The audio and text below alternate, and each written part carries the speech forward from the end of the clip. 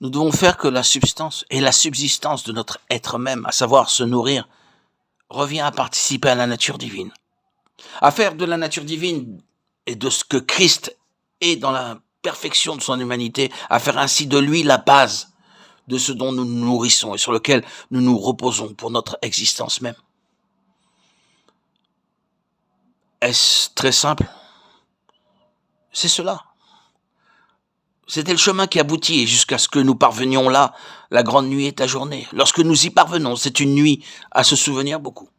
C'est toute la valeur du sang en tant qu'une autre vie, toute la valeur de la chair du Fils de l'homme en tant qu'une autre nature. Si vous ne mangez la chair du Fils de l'homme et ne buvez son sang, vous n'avez point la vie en vous-même. Celui qui mange ma chair et boit mon sang.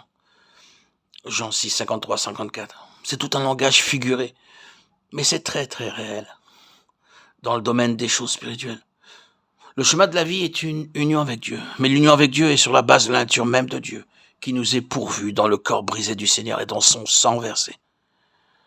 Mais vous connaissez cette doctrine, n'est-ce pas? Ce n'est pas un nouvel éclairage, une nouvelle information pour vous.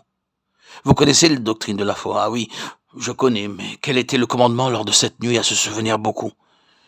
Et vous le mangerez, vos reins sains et votre bâton en votre main. Exode 12, 11. Vous êtes saints sur le fondement de ceci, saints dans la foi, que c'est votre chemin de sortie. Vous êtes saints, vous êtes rassemblés, vous êtes concentrés, vous êtes prêts. Vos reins sont sains et le bâton est dans votre main. Par la foi, vous sortez. C'est là que votre passivité est mise de côté par la croix, où votre fatalisme est écarté par la croix. Tout votre désespoir est mis de côté par la croix et toute autre chose qui fait que le temps défile sans événement. La croix dit, regarde ici, voici ta provision, ceins-toi, prends-la, mange-la avec tes reins sains et ton bâton à la main. Quelle position de foi, n'est-ce pas? Combien de cette chose est pratique? Vous allez agir sur cette base et assez merveilleusement, tandis qu'ils ont réellement mangé, qu'ils se sont vraiment appropriés le sang. Saint leurs reins et pris leur bâton. La porte s'ouvrit et ils sortirent. Je sais combien ce message peut être très simple et élémentaire, mais je ramène directement à la vie chrétienne, car Dieu a un très grand dessein pour son peuple, par leur vocation éternelle et leur merveilleuse rédemption. Un très grand dessein, tellement plus grand que la plupart des chrétiens l'ont réalisé. Je ne pense pas que je dis quelque chose de faux quand je dis que peut-être le plus grand nombre de chrétiens ont saisi à peine plus que de savoir qu'ils sont sauvés et d'être très heureux d'être sauvés, de se réjouir dans le fait d'être sauvés. En comparaison, peu sont réellement au bénéfice du grand dessein de Dieu, depuis l'éternité, appelé selon son dessein, Romains 8, 28. Il ne nous appartient pas de dire aujourd'hui quel est ce dessein, de l'expliquer. Il est suffisant d'énoncer le fait. Nous sommes appelés à un très grand dessein. Non seulement de sortir d'Égypte et des griffes du diable, mais avec un objectif incommensurable.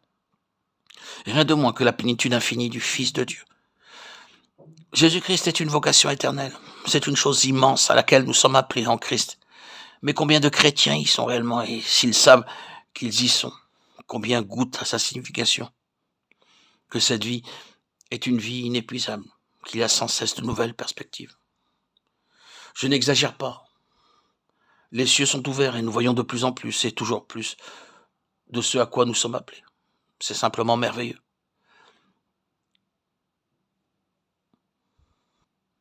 C'est ainsi. Et ce message doit se terminer sur cette note. Vous n'êtes pas juste destiné à être sauvé, à aller au ciel, à savoir que vos péchés sont pardonnés et à avoir un certain nombre de bénédictions qui accompagnent le salut.